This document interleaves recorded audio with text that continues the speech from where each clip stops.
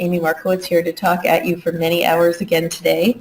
Thank you so much for being a very attentive group yesterday and really participating with all of the content. So today is kind of the main event in a lot of ways, which is the process that you can use to demystify writing a grant. And we're going to focus on NIH grants because they are really, from the perspective of form and content, kind of the platinum standard for any other kind of grant that you're going to write. And I say that because although if you write a foundation grant or you write a grant to the Department of Defense or any place else, the format might be slightly changed. They'll have a couple of different nuances about the way they want you to set up the specific aims possibly, or how many pages you get, or some other kind of formatting thing. But the essential content that goes into any grant is really operationalized very well in a standard NIH grant. And so I'm also using the R grant as our paradigm of a way to approach it, because the K grants, which how many of you have K awards? Any of you? One. And most of you will be applying for some form of K at some point perhaps, or an R. And the reason that we don't use Ks in this exemplar is because the K grant also, in addition to all of the usual pieces to the research strategy program, also incorporates several sections on career development and mentorship and your academic and didactic plan if you're awarded the K, all of which is funded by the K. So rather than sort of go through all of that dross, we're going to stick to the basic mechanisms of an R grant. And we're going to start with really just a quick overview of what happens at the NIH, who the NIH is, what the function of the grant-making arm of the NIH is, and then really talk about the different elements of the grant. So just as we did yesterday with the manuscript, where we broke down each of the sections, and I give you checklists and resources and kind of bulleted lists of ways to approach a grant so that you don't get yourself stuck. We're going to do the same thing with writing a grant this morning. This afternoon, in the afternoon section, what we're going to do is go through what happens when the grant is reviewed in the study section and the aftermath. So if you are reviewed, getting back your what's called the summary statements, they always used to be called your pink sheets because they were actual pink sheets that came in the mail, and some of us pterodactyls still refer to them as the pinks, but they are your summary statement. And we will have two former scholars from this program come to talk to us about the actual experience of receiving their summary statements and their reviews and how they redrafted their grants and resubmitted them ultimately successfully. So you'll have the real-time experience of understanding what it's like to go through the process. Any questions, at least so far, or anything left over from yesterday that you wanted to revisit for a moment? So the NIH is composed of 27 institutes and centers, and as you, I'm sure, know, they are divided among various body parts, diseases, demographics, and they are each their own little fiefdom. So when the NIH is congressionally funded, I'm sure you know that Congress funds the NIH. It is an absolutely political experience for the NIH. They have to, Francis Collins, who's the head of the NIH, has to go and testify and justify the amount of money that is being asked for. And then it is the job of Collins and the council to divide among the institutes the entire pie into different levels of funding. So you may have heard that there was a big kerfuffle just before they finally passed the budget in April about whether or not we would get our funding. We'd gotten several notices saying no matter that you've been awarded your funding, we're only going to release 90% of it because we really don't know what our budget is going to be for the remainder of 2017. All those kinds of doom and gloom things happened, which you have to account for and plan for. But finally, the budget was passed. It was a 6.2% increase over last year. The total NIH budget for this year through the end of September, so you know the federal fiscal year goes from October 1 to to September 30th. So we are funded through September 30th in the amount of $34.1 billion. That money supports something over 54,000 different projects. Some of these projects are grants such as R's and K's and T's and all the other alphabet soup of grant mechanisms. Some of them are special institute funding projects. There are lots and lots of different things that go on. Of the total new applications from fiscal year 2016, there were 54,220 applications that were submitted, and there were 10,372 that were awarded. So a little under 20%, or a little tiny bit over 19%, which was an increase of a little less than 1% in terms of success rate, which is kind of depressing. You have to really kind of come to grips with. But that's not a reason to give up, and that's a large part of the reason that we like to have the seminar and to support you in writing grants, because truthfully, a lot of the grants that come in are poorly drafted, don't meet the mission of the institute to which they are submitted, don't have a feasible plan. There are a lot of reasons that grants fail. And the reason that we'd like to have this course is that we can hopefully have you avoid all of the reasons that grants fail on their face. If it fails, it's because they want you to juice it up a little bit, or they want you to, sort of tweak around the edges, but not because you've submitted something that's infeasible, bad science, wrong team, those kinds of things, which are all of the avoidable errors. So generally, and this may be a little bit of review for some of you, but it's kind of good to have in mind, because just a show of hands, who of you have really read through the NIH website and looked through all of their resources? One. Okay. Two. That's a typical kind of response rate. The NIH, for all of its kind of mystery, does have an incredibly comprehensive website.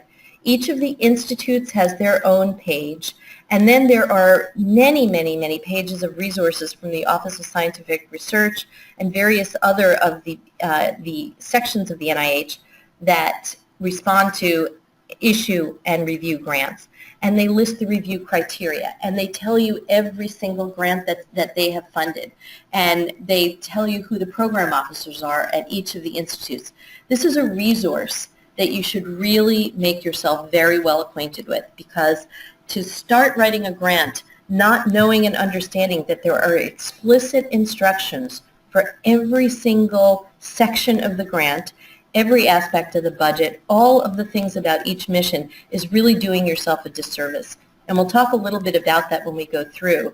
But what I've given you here, and we're going to kind of whip through this a little bit quickly in the interest of time since we started a little bit later, is that the NIH makes grants according to a grant mechanism, a funding opportunity announcement, a parent announcement, which covers a number of the institutes and then has kind of subsections underneath it that relate to each of those institutes, program announcements, that have all different kind of stipulations to them in terms of how long they last, how much money that they'll disperse to you.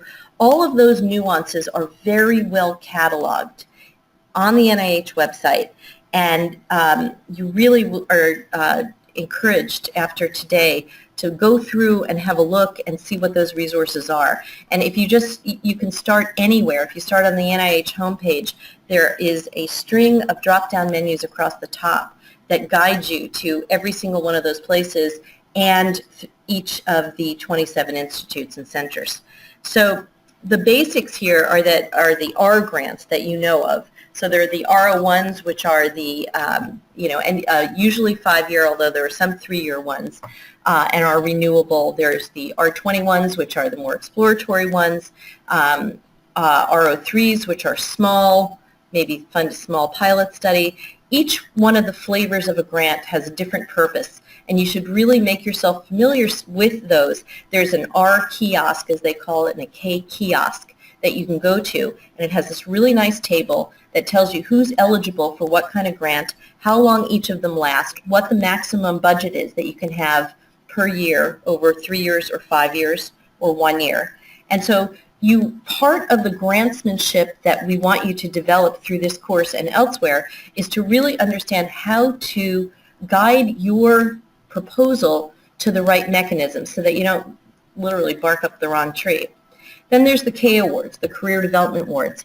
There are the early mentored career development awards like the K23s and some K99s and KOOs and, again, the alphanumeric soup. And then there are mid-career career development awards, which are wonderful to have. They are meant for people who are, probably in their 10th year of their faculty or later.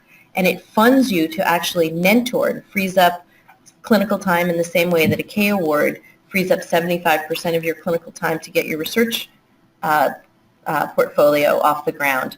It frees up other kinds of time so that you can serve as a mentor. And then there are research and training and fellowship grants, these T Awards, and all kinds of other stuff. And then the large program kind of grants, P grants, U grants, where you have like a large multi-center study that's devoted to a particular disease process that may have a couple of different clinical trials going, an observational study, all kinds, and it'll typically have cores, so there'll be a computational core and a clinical core and a biospecimen repository, those kind of things. Those are funded by these big P and U mechanisms. So it just gives you a bit of an overview. And again, you will have all of these slides. There's a hard copy right there if anybody wants to look, but I actually encourage you just to sort of sit and take it in now. You'll take the hard copy with you. And then I've given you the URLs and the resources basically on every slide and then at the end of the presentation so that you can go back and find these things when you're ready to really look at them. So Bethesda is kind of a treacherous place. But they do give you the treasure map. So there's an application guide for the NIH and any other public health service agencies that is called the SF424. And the SF424 is nothing other than an almanac of they've broken down every single one of the forms, which are called the PHS 398 forms, with instructions for how you fill out every single one of the fillable fields, and then for the substance of the grant, the actual specific aims and research strategy, they give you the review criteria, just as I have for those of you who submitted grants, and I gave you back comments, and I had some bulleted lists with guidelines. I did not make those guidelines up. I cut and pasted them from the NIH. These are the review criteria for this section of the grant, pulled right out of the SF424. So these are, before you ever start writing a grant, it behooves you to look at the SF424. It's a boring day that you will never get back. Maybe you should do it over a few days, but you absolutely have to read your way all the way through to understand what the content is that you need to collect in order to have a complete grant by the end of the day. The general instructions are contained in this SF424, but then there are agency-specific instructions, and so you have to read that request for proposals or PA program announcement, because there may be carve-outs of different sorts. So that you have to read in concert with the SF424 and make sure that you hew to those specific instructions along with the general instructions. So they might change page lengths for something. They might ask you for, some other different form. So you have to sort of have the entire gestalt of where you're going before you actually put hands to keys on this. Here's another resource that none of you should be without. This will be the best $75 you really ever spend in your life if you stay in academic medicine. So have you heard of Russell and Morrison? You guys know this workbook? Okay, so I'm sure that Mylin has it somewhere around her desk. They may have copies in the library, but for $75, go on the internet and get it delivered to you tomorrow. This is the compendium of a well-written grant. It's really a workbook. And as I am doing today, these guys run you through each section of the grant, give you some nice language for setup in different sections of the grant, also describe all the review criteria. I had been doing this on my own and sort of had cobbled this all together before I found this book. And I happily discovered that the Cronbach's alpha between me and them was very high, but they have this absolutely complete review of each section of the grant. They update it every time the NIH comes out with new rules, which they did last year, and we'll talk about a little bit. They update the book, so they'll update it online first, and then you just pay them another $75 and get the book a few years later. It's soft bound. It's a very low quality in the sense that it's not like some fancy thing. It comes in this like a spiral bound notebook, but it is the Bible, and you should have it. So where do I suggest you begin? Well, defining the art of the possible in your grant is actually a very critical skill, and it takes your mentor to help you, especially the first time you do this. So what our vice chair for research at UCSF likes to say is that you should start a year prior to the deadline, because it takes that long to actually think of a fundable idea. And the important thing is that there is a distinction between an absolutely fabulous, brilliant idea and what might be fundable and feasible with the amount of time you have, with the amount of money that they're going to give you, with the experience that you have to date.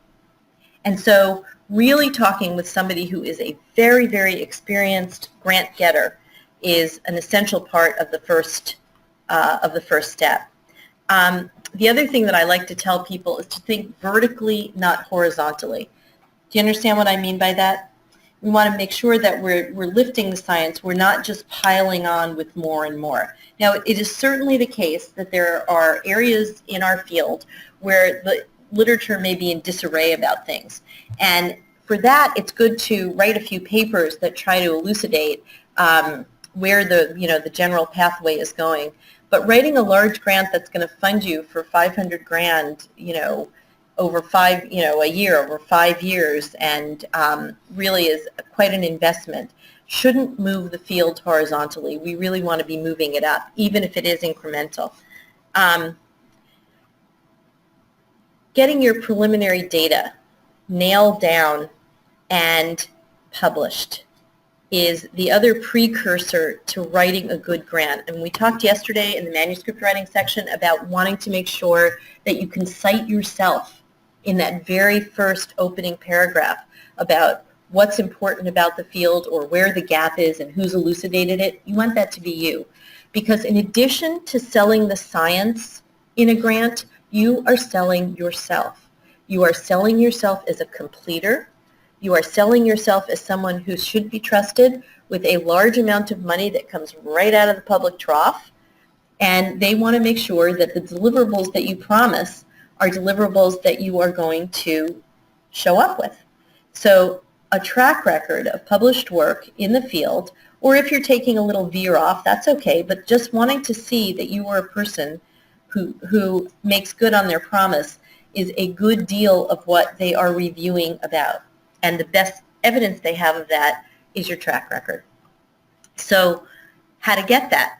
Consider small institutional grants. I know Weill Cornell and Rockefeller and and Sloan Kettering all have small institutional grants that will let you finish off a project, will let you pilot something with 10 patients to do a proof of concept for some kind of intervention.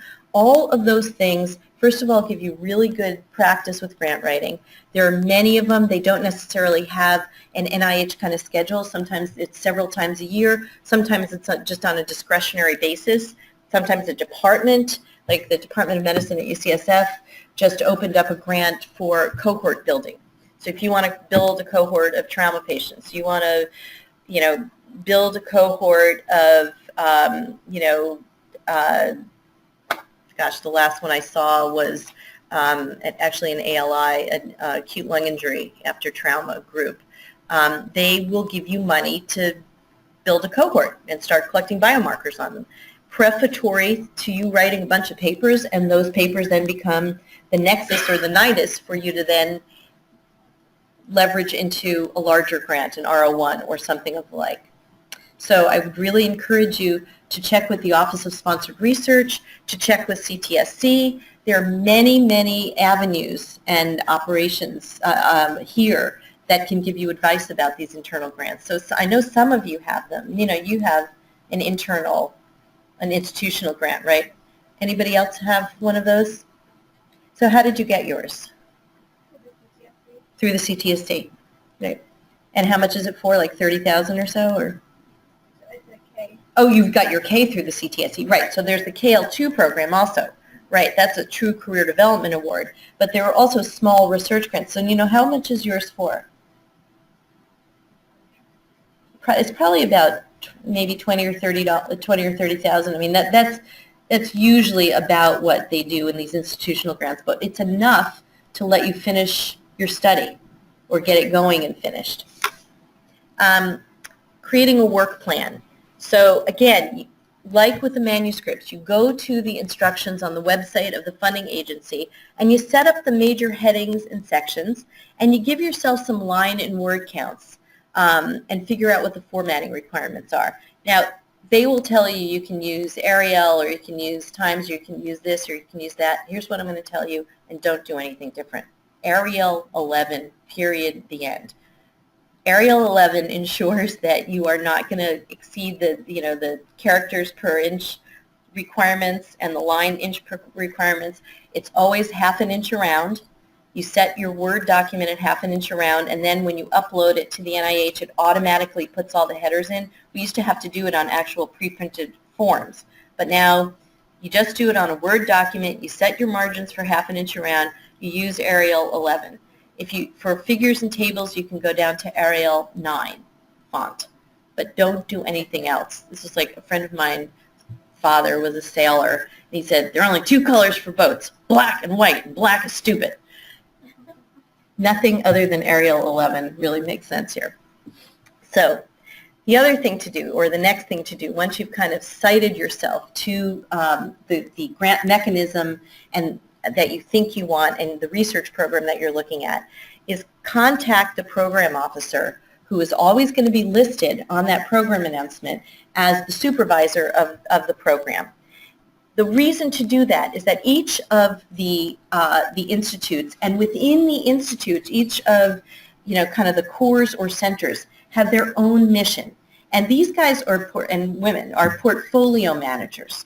Their grant portfolio, they want to succeed. So they want to make sure they're getting applications from the best substrate possible.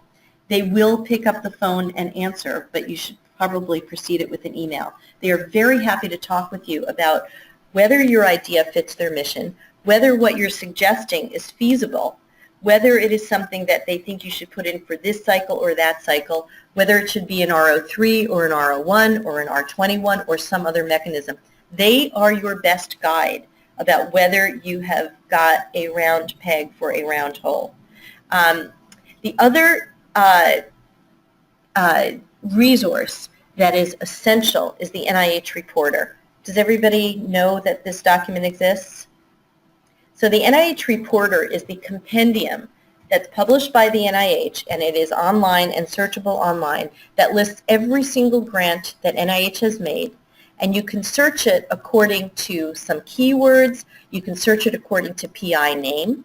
You can search it according to your institution. You can search it according to your state.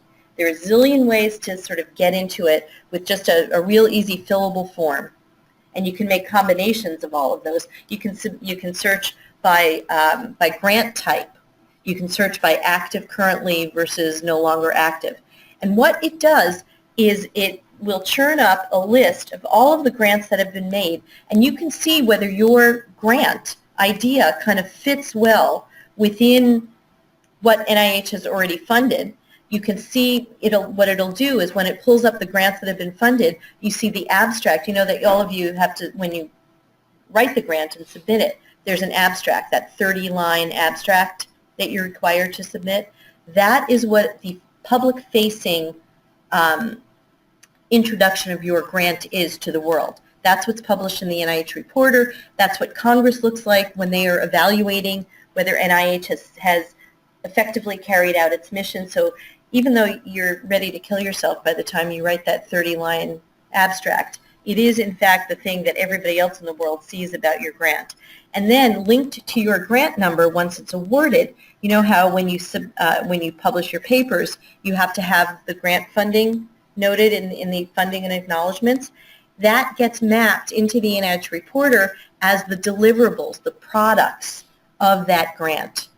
So all of that is in this compendium, and when we work in our small groups later today, we'll do a couple of searches through the NIH Reporter using, you know, search terms that you guys come up with, so that you can see, for instance, your senior mentors list of grants and portfolio of grants over time, or we can do it by keyword and concept and see whether the concept that you're interested in has been funded, in which institute, who's the program officer that you should contact. So this is a skill that is another very easy skill to develop, but also quite essential to your grantsmanship. So the other place, another good place to look is clinicaltrials.gov to see what's being funded. It's also searchable by keywords and PI name and all that kind of stuff. So turning our attention to the idea of, okay, now we actually have to start writing the grant. And, you know, yesterday I think you probably were impressed with the amount of time I spent talking about the pre-writing and getting yourself actually prepared to start writing so that you can write efficiently. All of this is the same exact process. I am a big fan of preparation because you spin your wheels much less. I mean, you'll still spin your wheels, but you will spin your wheels much less if you prepare. So the basic, you know, sort of pre-writing stage of this is to start drafting aims, at least to map out what the experiments you want to do are. You want to articulate your hypotheses in a way that when you look at the aims, you make sure that you are actually testing that hypothesis with those aims. Now, caveat, not every grant is hypothesis-driven, right? We have all kinds of grants that we write that are not based on hypotheses, but many of them do. Then you sort of tinker with the design to test the hypothesis, because one of the easiest ways to get your grant shot down is for the reviewers to look at it and say, these experiments do not test the hypothesis that they claim. That is, you know, the first suggestion that this is not good science, and they'll, you know, basically not review you. Activating feed forward. So rather than feedback with your senior mentors, feed forward is really, again, starting in this year period before you're going to submit an R, to talk to your senior mentors and ask them whether they think the feasibility and the time that you've allocated to do the experiments is reasonable. They are going to be your best judge of that. And then that helps you to eliminate vulnerabilities. Because as I said before, we don't want your grant to get bounced because they think that you overdid it, that you promised too much, that you have a very unrealistic idea of what you get accomplished with the money that you have. So those kind of vulnerabilities really can be released by somebody who's senior to you. So a few other things to keep in mind. There are now new criteria for the research strategy section, and we'll go through each of these in turn. But this changes substantially the way you set up your grant. So the new substantive section that has to go in is the scientific premise that undergirds the foundational evidence that your new hypothesis has sprung from, and the experiments that you want to do or the study that you want to carry out has been developed from. And it goes in the significance section. So it used to be that you could sort of sprinkle your preliminary studies and your sort of scientific premise, and it didn't even have to be called scientific premise, wherever you wanted throughout the grant. And any well-written grant at this place, and certainly in my house, would be written with a scientific premise explicitly drawn out. But now you are required to front-load it into the significance section. It is one of the review criteria for the significance section, as all of you saw who submitted a grant to me. It appears, highlighted. And there are a particular way that we think is likely going to be a good way to formulate that scientific premise, and we'll talk about that again in the small groups. But these are all things to kind of have in mind as you're noodling about how to set it up. The other thing that came out last year is that the review criteria will have an emphasis on rigor and reproducibility, and that appears in the approach section. So when you open the research strategy section, you start with the significance, you move on to the innovation, and then you have your approach, which is the recipe for how you are, the statistical analysis, what the actual methodology is for your studies. Within that, they want to see rigor and reproducibility, and we're going to go through the criteria for all of that as well. And then consideration of relevant biological variables such as sex, where if you are doing a study that is, should be gender blind, they want to know why you've chosen only to enroll men between the ages of 21 and 36. So you'll have to have a justification for that. And finally, a separate page that is the authentication of key biologic and chemical resources. So this is, again, where if you're using a particular cell line or you have an assay platform that you're using, they want you to make sure that you identify specifically what those are. So this, again, is just, kind of the overview of AIMS and what's going to appear in the scientific, the research strategy sections. And now we'll go through and we'll kind of deconstruct each of them. There's a very nice video, which I commend to your attention, that talks about how these new review criteria are being evaluated in study section. And again, since they only did this in 2016, this is the first grant cycle in which we've had an opportunity to see how they're exploring them. So what I'm giving you is my very best both observation and guess about what these things are going to ultimately pan out to be. But so far, we've had some success at UCSF formulating them the way that I'm going to describe here. So how do you do this? Well, you reverse engineer from the review process to really understand what you're expected to deliver in each section of the grant. So in the significance, the whole gestalt here is, does this study address an important problem or critical barrier? And these in red here is cut and pasted from the instructions for reviewers page at the NIH. And again, I've given you the URL that you can go to check me on this, but you should have this in front of you. Now, my notion for each of these sections is just as I've set it up for you in the drafts I sent back to you. Take the review criteria and paste them right at the top of the section that you're writing. Color code them. That way, you can make sure that of each of the 4 or 5 main boxes that you have to tick under significance and go through the content that you've written and color code and make sure that you have hit scientific premise, rigor, consideration of variables, in the approach that you've hit, rigor and biological variables again, as well as the overall impact. Each of these things gets a couple of lines set up in a particular way. And if when you go through you see that you've hit pink, green, gray, and yellow highlight, well, at least then you've answered the question on the page. And then you work with massaging it and making it into a more cohesive statement. But at least making sure you hit the review criteria gets you above the bar of that you've somehow managed to forget to include an essential element. So these review criteria that I'm giving you here are what are called the Big Five: significance, investigators, innovation, approach, and environment. So these are the 5 sections of the grant that are actually given scored reviews by the study section. And as you see, I've noted for you what the review criteria are for each of them. And in the grant, when you look through those SF 424 forms, you'll see that they tell you that these are the 5 sections. So you will have to write to each of these within for instance, a 6-page section of a grant. They will be establishing whether or not the environment is going to support you sufficiently. Is your lab set up to do what you want to do? Do you have the necessary letters of support from the folks who you have to share equipment with, that they're going to give you that equipment, that mouse line? Yeah, Dennis. Where do you include potential pitfalls in Potential pitfalls goes into the approach, and that is one of the places you'll see as we go through.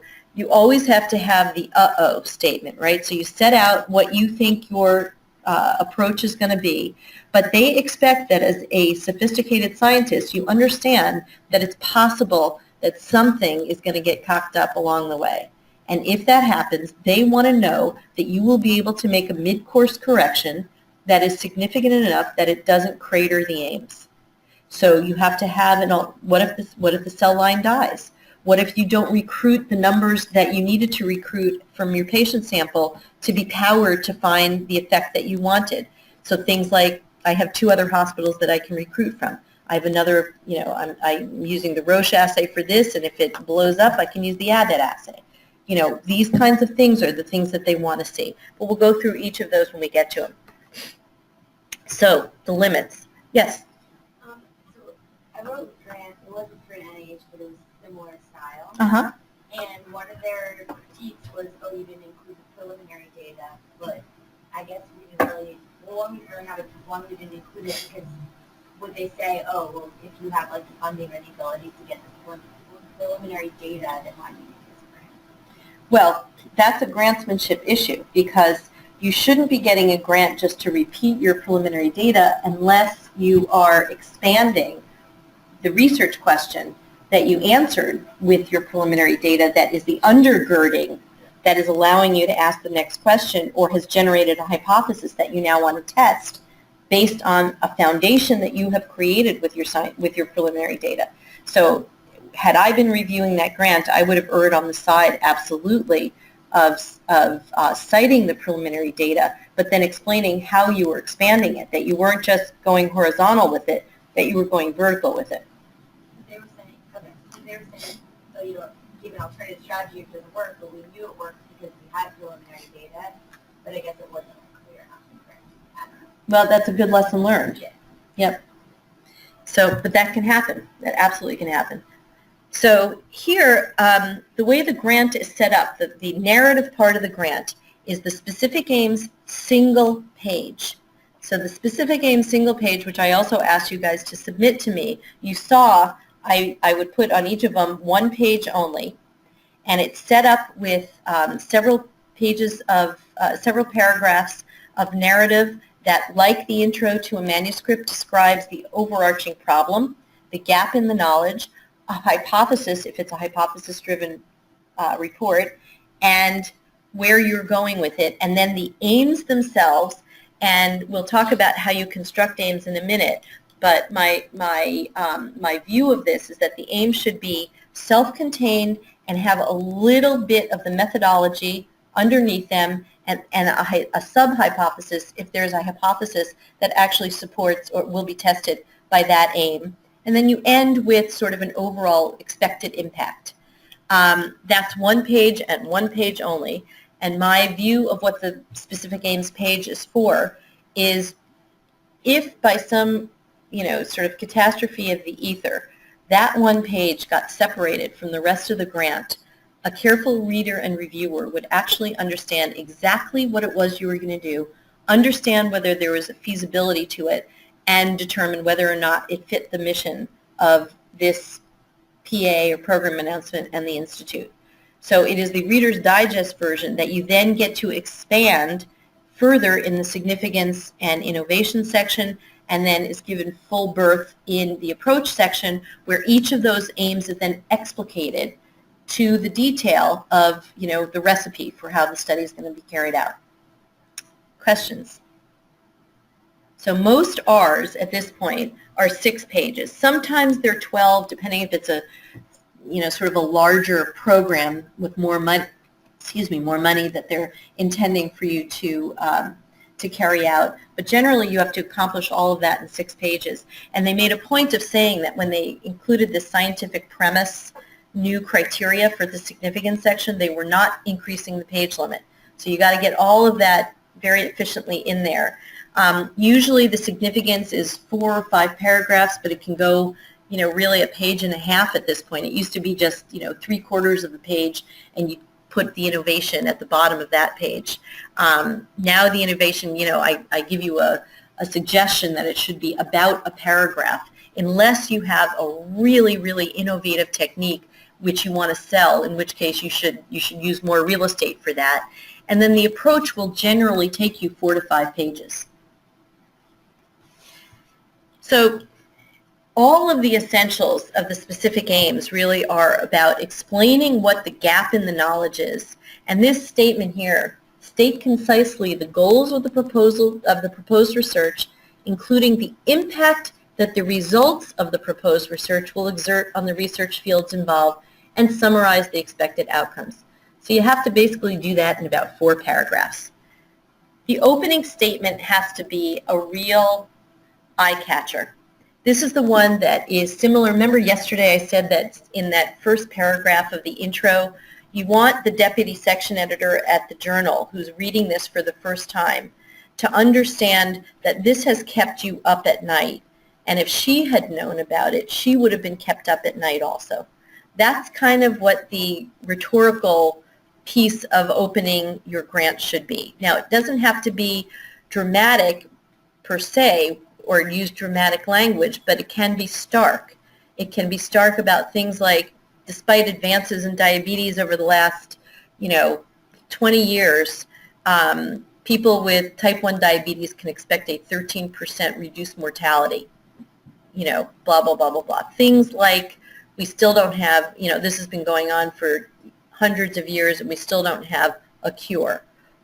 Something like that describes the epi, the population, a little bit about the demographics, so that you've set the scene for the reader and the reviewer. And again, the way these things get read is that the study section, and we'll talk about this afternoon, is comprised of maybe 30 or 35 people sitting in a room.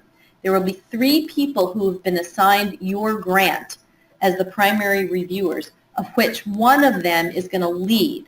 So the 3 of them are going to be talking to the group, in front of the group. The rest of the group is probably going to be reading along. All of these things get read on the airplane on the way to study section.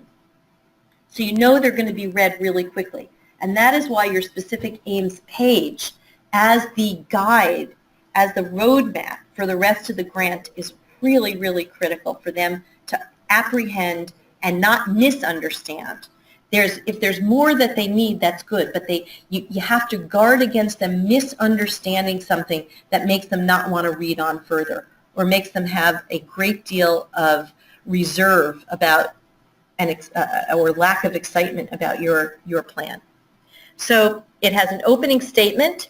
It has the current state of the knowledge in a couple of sentences, including a little bit of the scientific premise and a very judicious overview of the existing literature. Just a little bit, enough to highlight that there is a gap in the knowledge and that there is a statement of need that you can create that this program of research is going to help to bridge.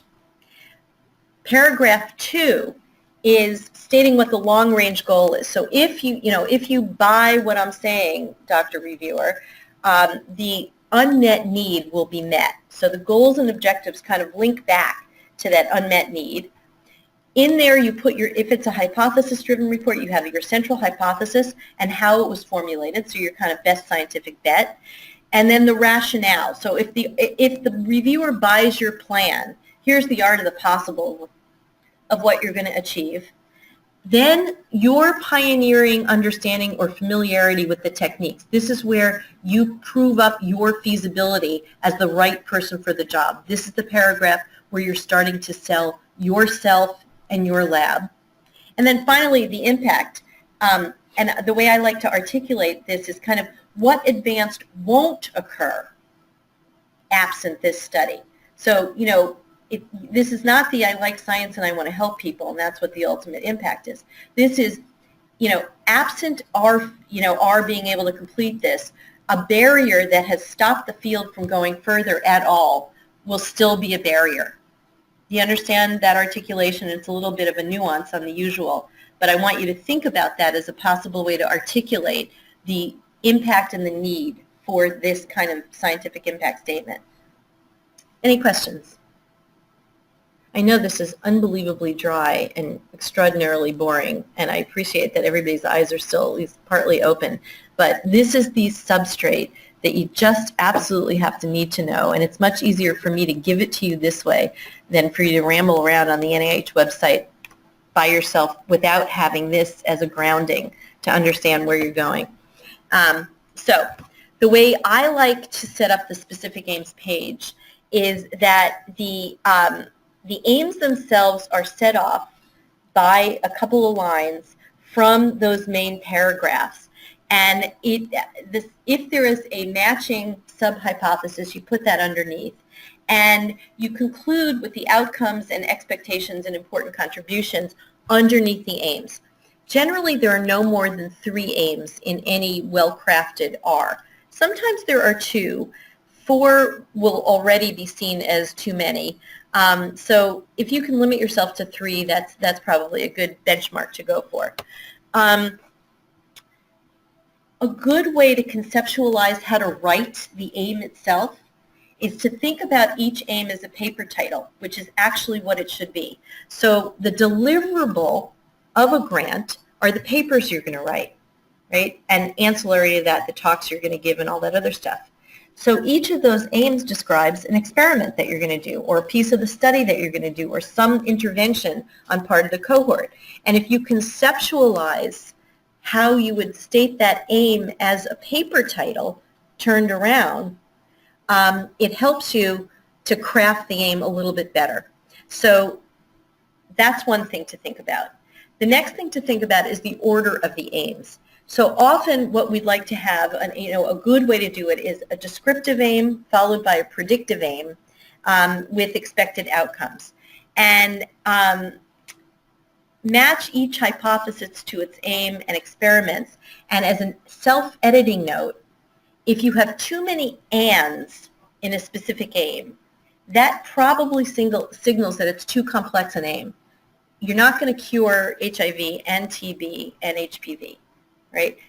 If you are writing an aim that has too many ands and is going on too many sentences, that is your visual clue that something's not right and you should really reevaluate. So the finer points. The specific aim serves as a roadmap or a table of contents. The scientific premise will be embedded there, but given its full flower in the significance. Well-focused objectives and milestones. A hypothesis that is testable.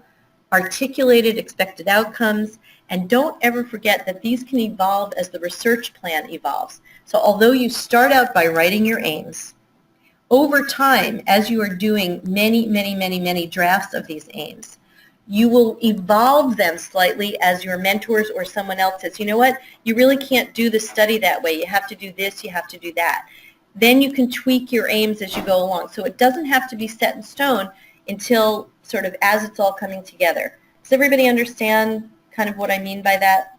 Okay. And when you hear the scholars this afternoon who have been through this, I want one of you to ask them how many versions of the aims they actually drafted for the study that finally got accepted. It's a little startling, but I'll save that. Another thing about the aims and about the grant itself, write with experts and non-experts in mind. So you've got 30 people in the room who are drawn into a study section because they have particular expertise in cancer, maybe even in, blood cancers, but they may not be experts in your particular piece of the action. So when you're writing, understand that they are scientifically sophisticated. They are all people who have gotten NIH grants before, because that's one of the requirements to serve on a study section is that you have to be an NIH-funded researcher, but they may not know your piece of the action. So you have to map it out in a way that an interested but perhaps non-expert reader can understand. Yeah, question. So I understood that you don't want to have too many ends for an aim. Right. How about having a couple of hypotheses for the aim? As long as that hypothesis is testable by the study that you're describing, it's fine. Within, right, so, right, well, and we can talk about this when we get to your small group study, but generally I like to see the aim bolded, a sentence or two of methodology that you're going to use to carry out that experiment or study. And if there is a sub-hypothesis that is tested with that study, that appears in italics below. And you'll actually see an example of this in the example I'm giving you right here. So here, this was a study. This actually was an ALI study in a trauma cohort. And the first aim was actually prospective, right? So to prospectively determine the relationship between recent cigarette smoke exposure and the development of acute lung injury in a cohort of trauma patients at high risk for ALI. So there's her aim. And again, I have bolded the pieces I want you to pay attention to. In the italics, we will analyze clinical and biological data from an ongoing prospective cohort of 350 trauma patients. So why do you think I bold that for you? What's she selling there? Exactly, feasibility. So there's your heuristic for a reviewer understanding that as complex as this study may be, she's got her cohort developed already, so she's not starting from scratch anywhere. At University of Superbo Hospital, you can probably guess what that is. To determine whether active and or passive smoking is reflected by serum cotinine levels on admission are associated with ALI.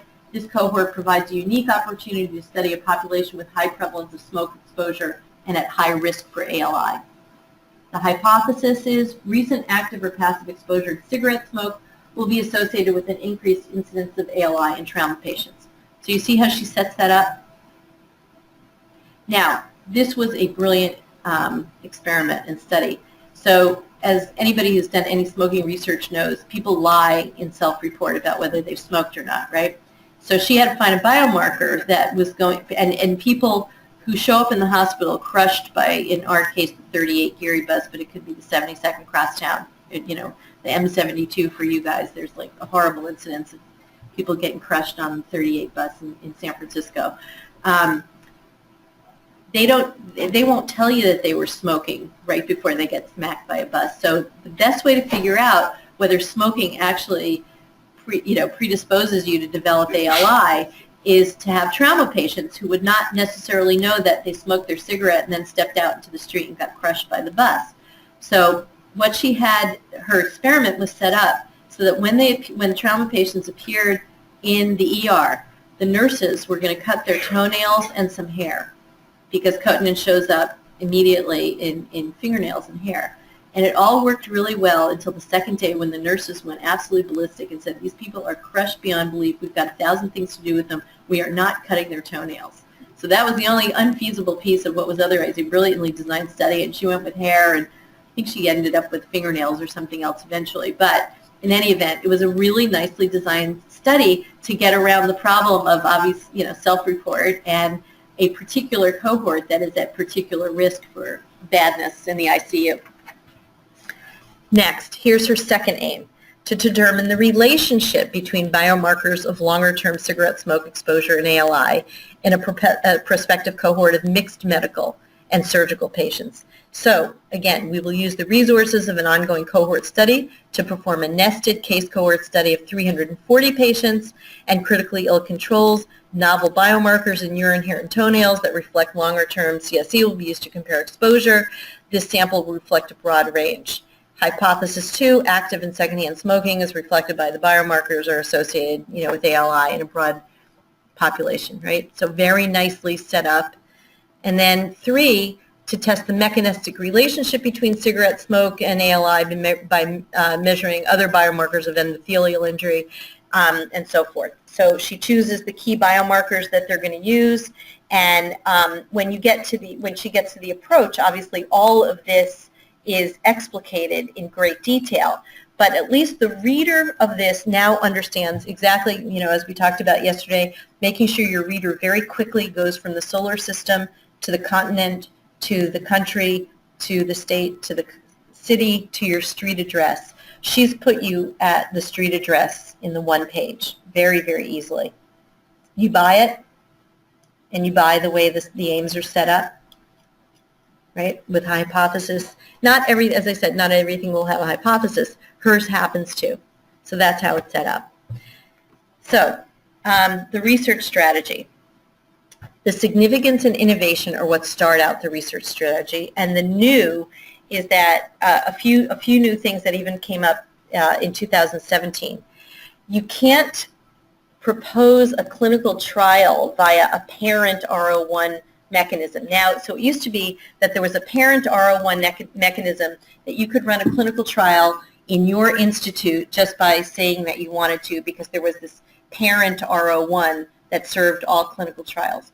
Now what they are suggesting is that if you want to run a clinical trial, you have to have a specific funding opportunity announcement, FOA, from that institute. And this is, double, triple, quadruple reason why you must get in touch with your program officer before you embark on something like this. And again, I have given you all of the resources and the announcements where you can go and see this as the primary source. And then the second piece is that you must integrate the foundational background and site preliminary studies into this scientific premise section that really just describes what we don't know, how you will answer the so what question if your program is successful, and it has to be succinct and objective.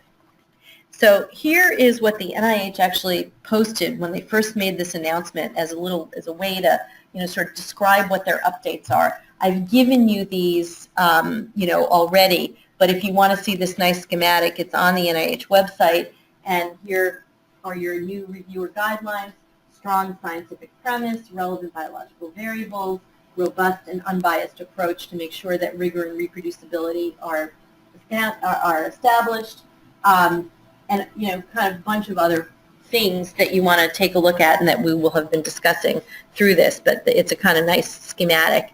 And here, rigor and reproducibility are defined for you exactly how they want it, and you'll see that later here as well.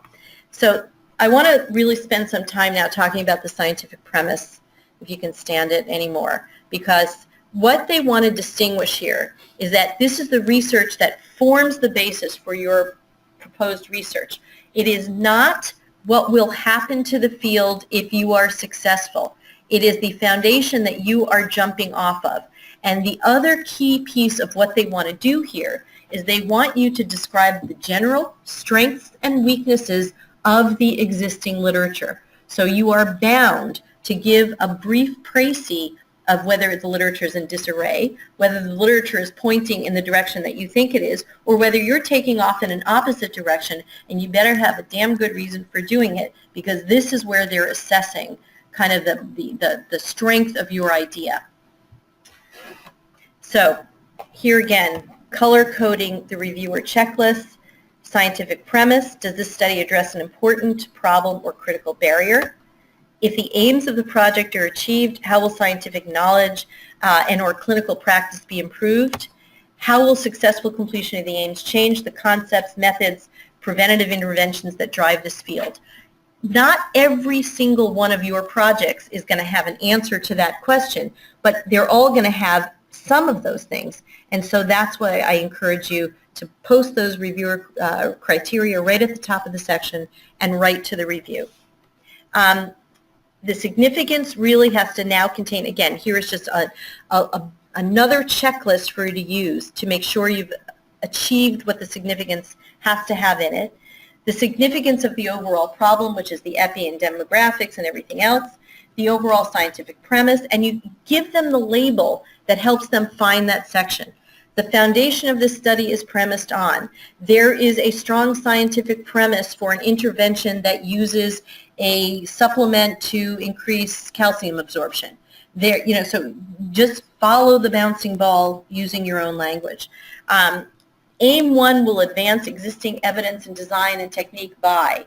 The contribution will be significant because it will provide direct evidence to guide clinical care, and use those segues, use those contexts so that the reader is using it as a roadmap and finds review criteria, review criteria, review criteria, right? Again, innovation, same idea. And the one nuance of innovation that I want to leave you with here is the tip here after, does the application challenge or seek to shift current research? People have a lot of trouble distinguishing what is the content that should be in the significance versus what's in the innovation. what I like to tell people is that you need to answer that italicized question. But for my new approach, we would be unable to overcome a current barrier in the field, right? So that is the key feature of innovation. Not every grant will be innovative. Some grants use very, very classic techniques, analytic or otherwise, but the significance of the problem is so overwhelming, it doesn't need to be innovative. However, where you have innovation, because you have a really interesting technique, computational physics, computational biology, a really interesting new way to get at a cohort, then you hammer the innovation. So I see some crinkled foreheads. Questions or thoughts, or this is not clear about what the distinction is? Well, the problem is how can you highlight or be clearer that it's a vertical rather than horizontal? I think it's in how you set up what the gap in the knowledge is, or the question. You address this in innovation as well. Not in innovation as much as in the significance. It can come in a little bit, but here they're really asking, so instance, if you look at the green one, are the concepts, specific to your field, or is this a technique that could be generalized to other fields? They like that. They like to see that sort of thing, if you have that. So even if it's just going to advance yours slightly horizontally, it has the opportunity to feed another area. So you try to, that's sort of the grantsmanship thing. You try to find ways not to make up stuff that fits these criteria, but to really think carefully about all the nuance of your research plan and fit it to these criteria. Any other questions for innovation? So again, use segues. The innovation of our approach lies in its, use of some kind of methodology. Describe the prior art and its limitations and why your new technique is better. You have an isotope that's better than a biomarker that was used before, or better than patient self-report. You've got a biomarker rather than self-report. And describe your new art. We believe our new method will lead to, more accurate this, whatever it is. The approach. So this is where the recipe of the scientific studies come in, and where you are going to describe actually what happens in the studies. So you need, these should be numbered and formatted back to your specific aims. When you recite the specific aims in this section, you absolutely positively have to use the exact same language as the aims themselves. Don't paraphrase your aims. You give an overview of the experimental design, a description of the methods required to accomplish them with the rigor and reproducibility criteria embedded within, a detailed but not repetitive discussion of how you're going to collect your sample and analyze it, an analytic section, the expected outcomes, then your section, your potential problems and alternative strategies, and then a projected sequence or a timetable of your work plan, of when each of the aims is going to be carried out, which section of the aims, when the papers are going to be produced for each of these aims, and I'll show you an example of that in a minute. So we can run through these very quickly because you'll just have to go back and read it for yourself when you're writing. But they give you the definition of what they mean for scientific rigor. They want this, full transparency in reporting, the entire design and methodology. Basically, they're going to ask you for your metadata on all of this. You have to be able to produce all of that. Group sizes, reducing bias, ensuring independent and blinded results. All of the things that you trained here will already know, but it is really kind of surprising and shocking what goes on outside of places like my shop and yours. In the scientific world, and many of you will have experienced that if you've come from elsewhere. So they felt the need to make sure that these review criteria were explicitly set out this past year. And what do robust and unbiased mean? So, what you think. Robust results are obtained using methods designed to avoid bias, and that can be reproduced under well-controlled and reported experimental conditions, right? In the research strategy, again, you want to make sure that the limitations are cataloged, but how you're going to mitigate them, and any of the safety procedures, another critical piece of the research strategy. Here's also where you get to describe your familiarity or your lab's familiarity. So with each aim, you can have kind of a mini intro that recapitulates to an extent how your lab is the expert in this area, and then describe the specifics of the experiment. If you're using the same cohort for all 3 of your aims and it's all going to be collected the same way, you can have one sort of overarching description of that in the approach, and then just refer back to, as described for aim 1, the cohort's going to be this, the cohort's going to be that, we're doing this to them, we're doing that to them. So you don't have to repeat for each aim if there is a sort of consolidated methodology for all of that. Again, we don't have to go through all of this. These, again, are the teaching tools that I've made for you so that when you are going through, you have a couple of different articulations of these checklists. And if you checklist yourself against this, I guarantee you that at least you will have committed to exactly the elements that they're looking for. They can't bounce you for not having given them enough explanation. Another, sort of conceptual way for an aim is to start with this little intro that I was just talking about and label it as such with some justification and feasibility. Now, each of these is going to have to be tailored to the kind of grant that you're writing.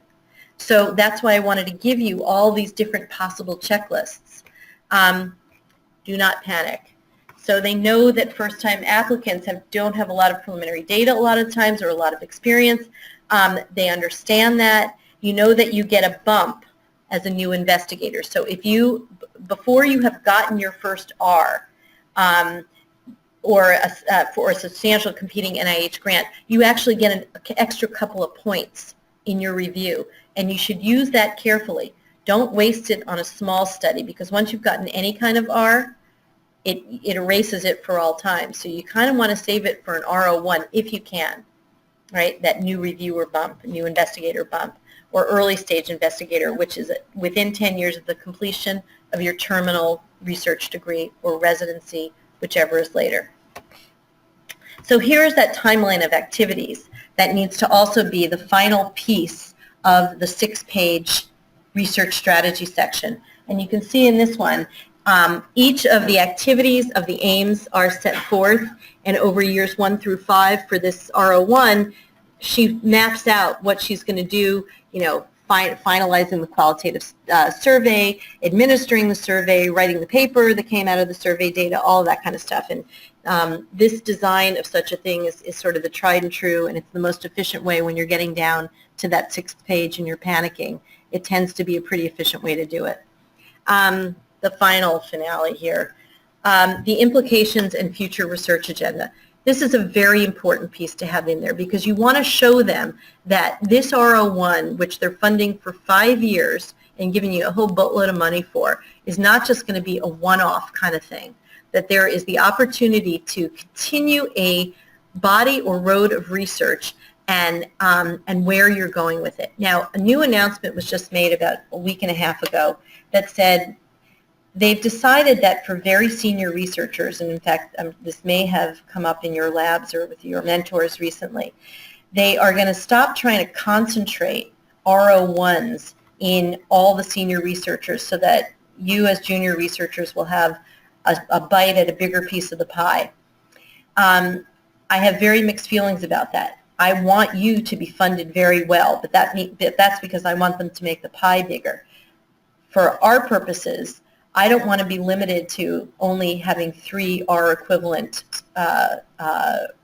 grants, because the research that I'm currently involved with and have been for the last 5 years is what we essentially have termed the Framingham Study for Traumatic Brain Injury. You can't do that in 5 years. We have a research plan that really could extend for the next 20 years, well into my retirement. And we want to bring up our junior investigators behind us. And the idea that they want to deconsolidate and distribute this is a little bit nerve-wracking, because we built the program on the assumption that we would apply for renewable R's and P's, because this is an 18th century study. We're looking at people from basically cradle to 100. We have no exclusion criteria for age in the study. And we really now don't know what's going to happen, which is a little distressing. However, these are things that you have to craft as where you're going with the future research. Just get your first R and then you'll worry about the rest of it. Quick note about the BioSketch. Have all of you guys redone your BioSketches since the new, yes, because it's now about 2 years out since the new BioSketch came out. It's now, you have to do the 5 contributions to science with the historical background that kind of frames your research. The update to the BioSketch instructions are here. There's a new format for it. Again, I've given you all of this. In the interest of time, I just encourage you to, to look back, follow the checklist, follow the templates. Couple of other necessary pieces of the grant is this 30-line project summary, project narrative that I was talking about at the very beginning of the hour, which is the 30-line forward-facing, public-facing section of the abstract of the grant. It's relayed to Congress to thumbnail how the dollars are being used, so it is really very important. You don't include proprietary or confidential information in there. You generally don't use the first person ever. You use the third person in writing it. Generally, well, you can see examples of it. I would encourage you to go to the NIH Reporter and look and see what those project summaries and project narratives look like. And then the project narrative itself is a 2 or 3 sentence. So they don't give you a line limit, but it's 2 or 3 sentences that describes in lay language what the purpose and the intent of the summary of the study project is. Pitfalls. This is important before everybody packs up. Too little detail about the study will crater you. Overreaching in terms of what you're capable of and what the amount of money you've gotten is something. The too many ands tip and unrealistic budgeting. Now, I will tell you that as at UCSF, you here will suffer from in study section, we call it the UCSF effect, which is that many study sections don't believe that our young faculty can achieve what they say they're going to achieve in a 5-year plan or in a K for, their K award, because you guys are all extraordinarily skilled, extraordinarily smart, unbelievably well-resourced and well-mentored around here with equipment and labs and sophistication that the rest of the world is envious of. So what you likely can achieve in 5 years would not be possible for people elsewhere. And you have to titrate a little bit what your expectations are. We've gotten several of our K scholars who wanted to convert a KL2 to a K23 award, an institute-specific award, who said, how could you possibly do all 3 of these aims? One of these would be enough for a K. Well, he'd already done 2 of the 3, essentially, under the KL2. So these are the kinds of, it's sort of a good problem to have because you can always scale back an aim for resubmission, but you don't want to overreach in terms of really what your level of sophistication is. Cover letter, not mandatory, but also a good idea, especially if, like Dennis, I was thinking about this last night after we talked, if you're really potentially between 2 different institutes, so writing the cover letter to suggest it might go to this one or might go to that one, and we leave it to you to help us decide. Observe formatting and style extraordinarily carefully. Finally, check the reference style and the public access policy citation. Have somebody else proofread this. Use terms and references consistently throughout the grant. Don't call something in the specific aims a particular biologic process that you then call something, you call it something different later in the grant. That is really, really important. And here there are tons and tons of resources, this page, and then it goes on for each of the sections that we just talked about, for all of the new review criteria, for how to find the forms and the guidelines. All of that is embedded within here. And I would also encourage you to check in with the CTSC about getting the Russell and Morrison book, ordering it yourself. And after all of this sloshing around in your brain, this afternoon we're going to talk about how it all comes together when it gets reviewed. So any last questions now for sort of the gestalt of submitting a grant? Dennis? I have one last one. What would you provide, advice on formulating a good title for a grant? Because I go through the reporter and I see all these removable plans, and they're all like kind of general titles that expand rather than specific one-time titles. Right. So what is your advice? I think here, I think something just descriptive so that they know that you've gotten to the right place and a general idea of where the research is going. I don't think you have to put your nickel down like in writing a manuscript where you have an outcome that you're sure of. I think it can be much more general. You just have to make sure it lands in the right place. I mean, it's like putting the address on the envelope.